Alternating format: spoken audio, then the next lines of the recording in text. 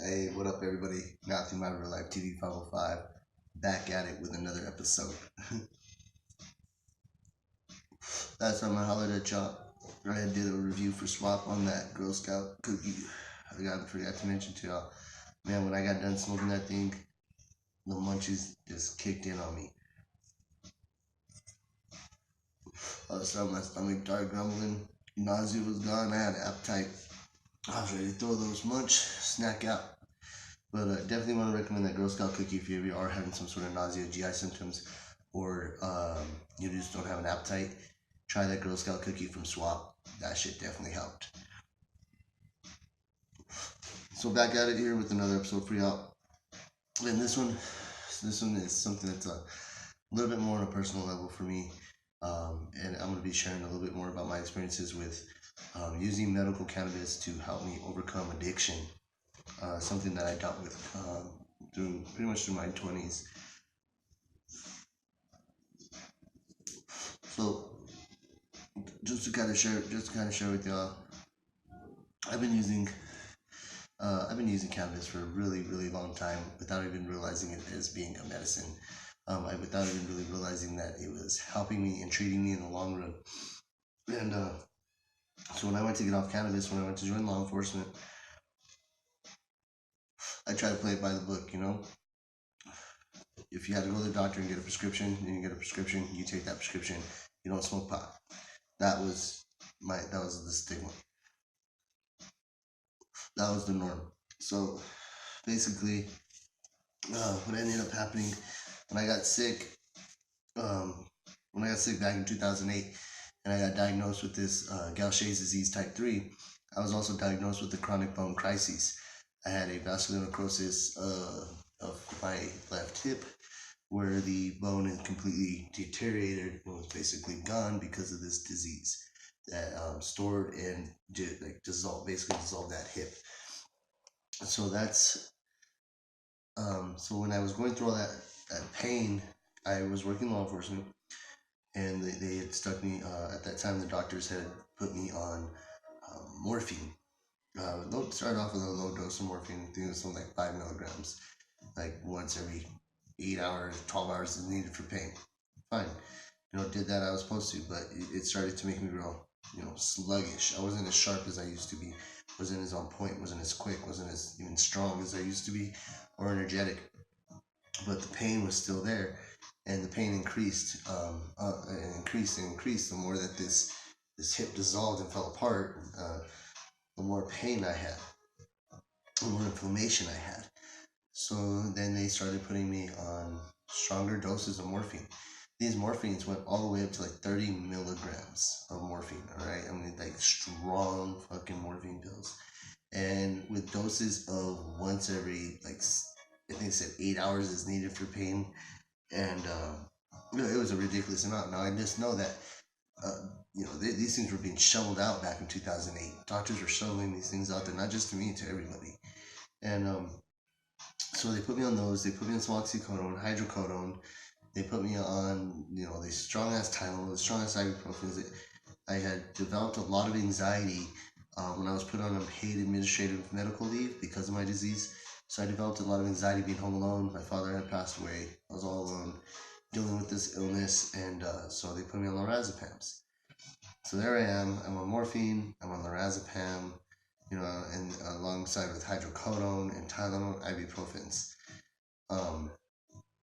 That's what they had me on to treat me before I could get treated for my Gaucher's disease. This was to help me manage the chronic pain that I was dealing with from the disease, as well as from the bones deteriorating in my body.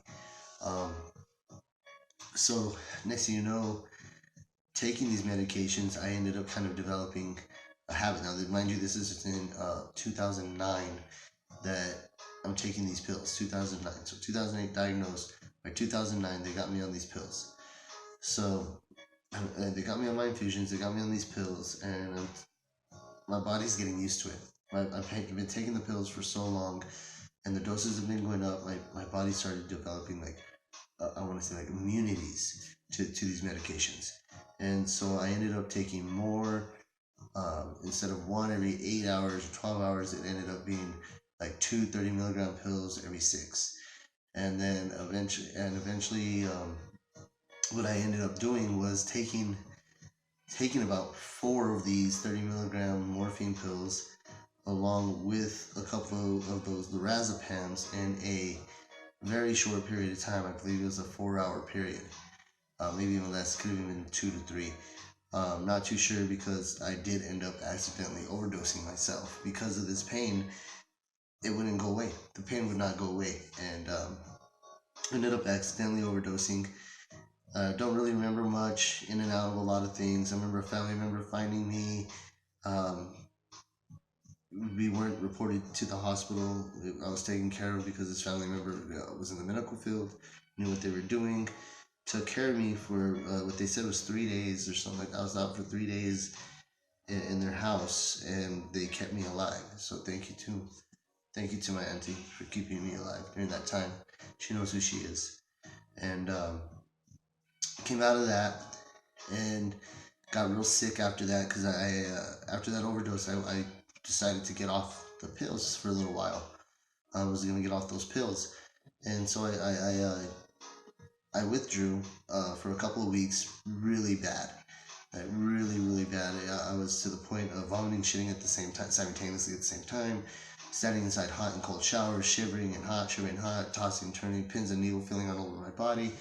It was just it felt like it felt like death. I wanted to die.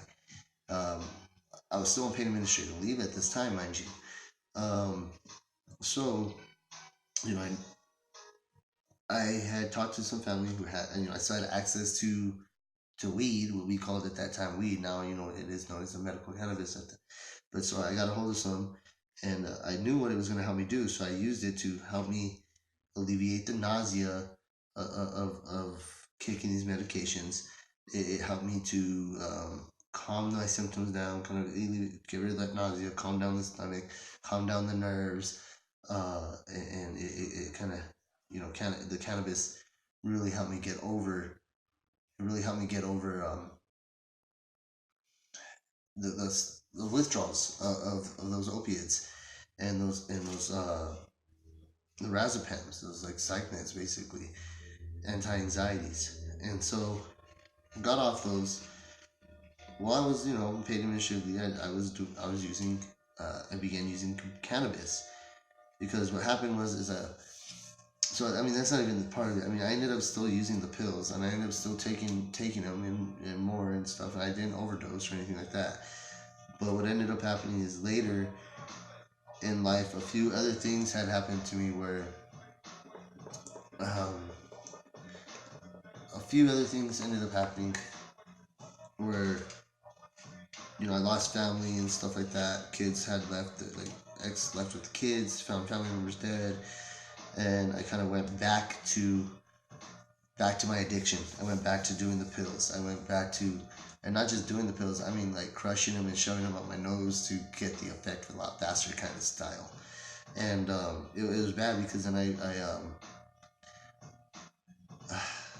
a lot of things just happened, man, in that short amount of time. I ended up quitting. I ended up quitting my job because a lot of the stuff, that stress, had happened at home. And then I was snorting pills. Not only was I snorting pills, I developed a really bad drinking habit, and I became an alcoholic, hardcore, stone cold alcoholic, somebody who drank two freaking gallons of whiskey a day from sunup to sundown. You walk into a bar, they put the bottle there for you. Just like, that's how bad it was. I carried around a warm flask of freaking 10 high whiskey when I went on road trips around town, around the state, stuff like that. It was just a bad time in my life, and I developed a really bad drinking habit where I was drinking, I was snorting pills.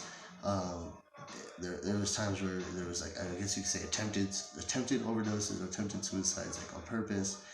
And what ended up happening is I had a few more near overdoses with the pills. I had a few times where I had alcohol poisoning, and family members had found me and threw me in cold showers and cold baths and shoved ice down my pants and whatever they said, because I can't recall, I can't remember.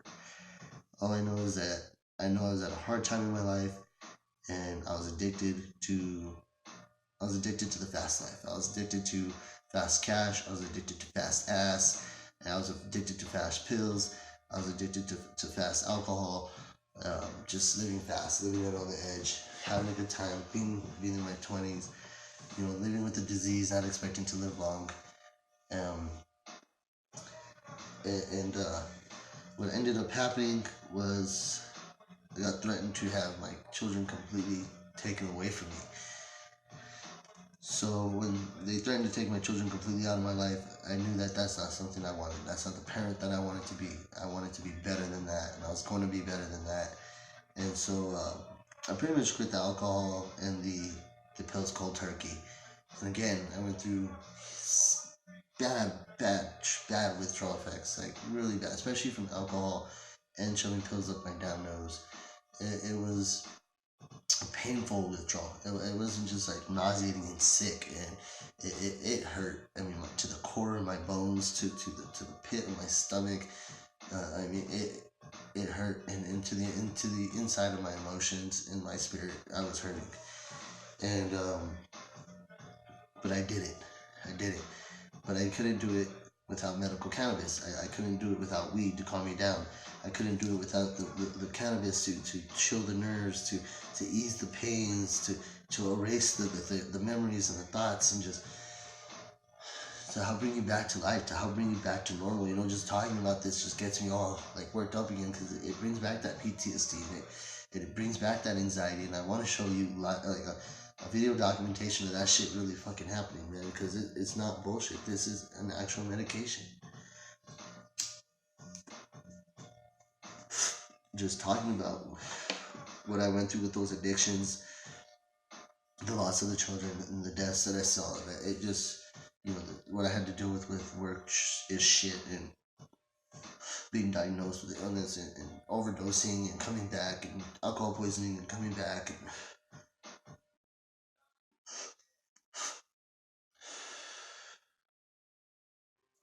I want to thank Medical Cannabis for helping me get through it. It helped a lot, and to this day it's still helping me, because now I don't want to go back to that. I don't want, and I won't, because what I want is to be above that, and I want to share how medical cannabis has rescued me from that, and I want to help rescue as many people as I can with medical cannabis. I remember when I was growing up, music influenced me to know that it was a shame to be a druggie or an alcoholic, or sell your ass or anything like that. It was a shame. And what's a shame now is that we do all that with no shame. And we need to change. We need to change that. And I know that I looked at myself in the mirror a few years back and said, "This is not what I want for my life. This is not what I want for my children. I know what I want, and I'm not gonna focus on what I don't want. I'm gonna focus on what I do want." And I focused on wanting to be a good man, a good father. I focused on wanting to be above the influence of prescription narcotics and alcohol, above the influence of cigarettes. I quit smoking cigarettes 3 years ago. 3 years ago.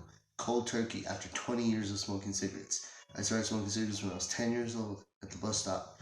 Some kids showed up at the bus stop. I asked them for a cigarette, wanted to try it. And after that, I've been sneaking packs all through my youth. I snuck packs and hid them in the backyard. I hid them inside the shed. I hid them under the house, all kinds of stuff. And when Pops would be at work, I'd go out and smoke cigarettes. And then I started smoking. I smoked cigarettes over 20 years. I quit smoking cigarettes when I turned 30. Before I came and turned 30, and it was because it just didn't do nothing for me. I wasn't enjoying it. Made me sick. Made me cough. I couldn't run. I couldn't breathe. I couldn't do anything. And I hated feeling like, I need to go have a cigarette. I need to go have, like, having this chain attached to you. The prices were going up, and I'm like, dude, I'm killing myself and giving these motherfuckers my money. And one day I decided just to quit a cold turkey, and I got with Natasha, and she's not a smoker with cigarettes, and I didn't want her feeling like she's kissing ash. I wanted to kiss her, and I didn't want to be disgusting, because cigarettes are disgusting. They're harmful. They make you stink. They kill your insides. They kill your body. They're made with poisonous chemicals. So I decided when I was smoking a cigarette one day, brand new pack. I just threw it away. Just fuck this. Gave a pack away to my friend, and since then I roll the fuck up out of chronic wherever I'm at. If I need to medicate, I'm gonna medicate. If you can walk around and pop a pill for yourself, I can walk around and pop a joint for myself. And so that's what I do, because cannabis has helped me overcome my addictions. Cannabis has helped me overcome the hard times of my life. Cannabis has um, physically, with my well-being and my wellness, really helped me get through a lot of things. And mentally, it's helped me. Spiritually, it really brings, kind of opens your mind. It opens your mind and brings you, kind of brings, like, puts you back in touch with reality, I feel. So medical cannabis helped me fight my addictions, and I know it can help you fight your addiction as well. If there's something that you really want to quit, you're gonna quit, and that's just it when it comes to addiction. Because I've been addicted to a lot of things, and finally, what I had to learn within myself is when you're done doing something and you decide you're done, you're gonna be done. There is no excuse that, oh, I had to go back and I did this, I slipped. I've done it. Yeah, I've slipped. I've had my mistakes. I've had my falls where I'm like, I was doing good, and then all of a sudden, I fucked up. And you have to realize those fuck ups, and you have to clean that fuck up, and you have to just promise yourself that that's not gonna happen again. And you focus on what you want, and when you focus on what you want, it manifests itself. So don't let addiction control your life. You control your life. You control your life. You control your destiny. You write the pages to your book, and you make your wishes to the universe, and you pursue that happiness. And if you don't want to be an addict, you're not going to be an addict. I'm telling you, it's that simple. I'm from a former addict. I'm telling you, it's that simple. And don't think that you're going to do it without help. We all need help. And what I recommend is that you get a counselor, you get your medical cannabis card, you kick back, put on some good music, write down your thoughts and feelings, and cut off your old friends. Cut off your old crew. Cut off friends you used to hang out with, because that's just going to drag you back into that spiral. Don't worry about people calling you sellout, things like that. True friends will motivate you and support you to move on. If these people are calling you a sellout or putting you down because you decide to move on, or they're encouraging you to do bad, damn well those ain't your friends. And you don't need to have friends in your life to feel complete. So it's okay to be alone. It's okay to be alone and discover who you are, and discover yourself, and know who you are on the inside, and know what you want in your life. You tell that universe. You tell it. You tell it what you want. You focus on what you want, and it will manifest, and it will come to you. If you don't want to be an addict, you won't. So you focus on wanting to be sober. You focus on wanting to be sober, wanting to be happy, wanting to be productive, wanting to pursue your dreams, and it's gonna happen for you. Use some cannabis along the way. Get off that shit. Get off that nasty shit. Get off those prescription pills. Get off the cigarettes. Get off the alcohol. Get off the heroin. Get off the methamphetamines. Get off the cocaine. Get off all that nasty shit, and go to cannabis, because this has all your fucking needs right here, alright? So that's it for me for you tonight. I have faith that anybody who sees this has the strength in them to overcome addiction, because I did, and I will continue to. So that's it for me tonight. I really look forward to seeing you guys in the future. Peace.